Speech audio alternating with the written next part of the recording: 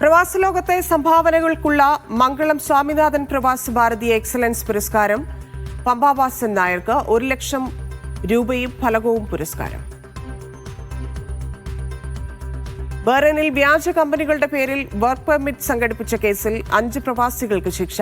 3 മാസം തടവ് കഴിഞ്ഞാൽ നാടുകടത്തും. 1.38 ലക്ഷം ദിനാർ പിഴ. സഹകരണ സംഘങ്ങളെ ഓട്ടോമേറ്റഡ് മോണിറ്ററിംഗ് സിസ്റ്റത്തിലേക്ക് ബന്ധിപ്പിച്ചെന്ന് കുവൈറ്റ് സാമൂഹ്യകാര്യ മന്ത്രാലയം. സാമ്പത്തിക നിയന്ത്രണവും സുതാര്യതയും ലക്ഷ്യം. കുവൈത്തിൽ പോലീസ് റേസിന്റെ ഭാഗമായി ശനിയാഴ്ച ഷെയ്ഖ് ജാബർ പാലം അടച്ചിടും. നടപടി പൊതുജനങ്ങളുടെ സുരക്ഷ ഉറപ്പാക്കാൻ. ലൈസൻസ് ഇല്ലാത്ത ടൂറിസം സ്ഥാപനങ്ങൾക്ക് സാമൂഹ്യ മാധ്യമങ്ങളിലൂടെ പ്രൊമോഷൻ നൽകരുതെന്ന് മുന്നറിയിപ്പ്. ലൈസൻസ് ഇല്ലാത്തവയെ പ്രോത്സാഹിപ്പിക്കുന്ന പ്രൊഫൈലുകൾ ശ്രദ്ധയിൽപ്പെട്ടെന്ന് ഹെറിറ്റേജ് ആൻഡ് ടൂറിസം മന്ത്രാലയം.